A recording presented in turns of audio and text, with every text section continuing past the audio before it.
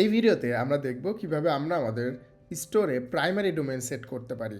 So প্রথমে আমরা dashboard থেকে আমরা ডোমেইনসে চলে যাব। ডোমেইনসে আসলে দেখতে পাচ্ছেন আমরা কিন্তু আগের ভিডিওগুলোতে আমরা একটি কাস্টম ডোমেইন অ্যাড করেছি, ডিএনএস ভেরিফিকেশন করেছি।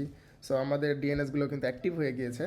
সো আমরা চাচ্ছি যে এবার আমরা প্রাইমারি ডোমেইনটা আমাদের কাস্টম ডোমেইন থেকে চেঞ্জ করে কাস্টম ডোমেইনে নিয়ে যেতে। সো আমাদের যেটা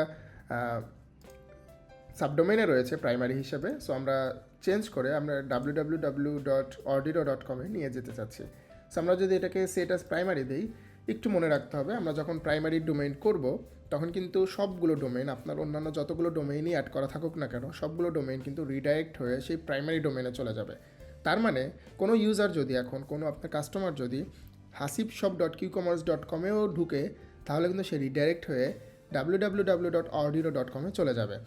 এটা এসইও সেভ করার জন্য আমরা এটা করা, যেটা হচ্ছে যদি আপনি মাল্টিপল ডোমেইনে অ্যাক্সেস করতে পারেন তাহলে কিন্তু আপনার কন্টেন্টগুলো ডুপ্লিকেট হয়ে যাবে, যেটা আপনার এসইওতে ইম্প্যাক্ট করবে, যার কারণে আমরা এটাকে সাজেস্ট করেছি। সো আপনি পার্মানেন্ট এইটাই সিলেক্ট করে দিবেন, এটাই রেকমেন্ডেড। আমি কনফার্ম করে দিচ্ছি। এবার যদি আমি hasibshop.qcommerce.com-এ ভিজিট করে ট্রাই করি, তাহলে দেখতে পাচ্ছেন আমি কিন্তু ordiro.com-এ চলে আসছি, বিকজ আমাকে রিডাইরেক্ট করে ordiro.com-এ নিয়ে গিয়েছে। সো এভাবে খুব সহজে আপনি কিন্তু আপনার কাস্টম ডোমেইন অ্যাড করে প্রাইমারি ডোমেইন হিসাবে সেই ডোমেইনটি সেট করে নিতে পারেন। আবার একটু শর্টে দেখাই দিচ্ছি, আপনি যেটা কাস্টম ডোমেইন অ্যাড করেছেন, আমি যদি এটাকে প্রাইমারি সেট করতে চাই, সিম্পলি এখানে ক্লিক করব, ক্লিক করে এখান থেকে সেট অ্যাজ প্রাইমারি দিয়ে দিলে কিন্তু এটা প্রাইমারি হয়ে যাবে। সো এভাবেই আপনি আপনার স্টোরের প্রাইমারি ডোমেইন সেট করে ফেলতে পারেন। ধন্যবাদ।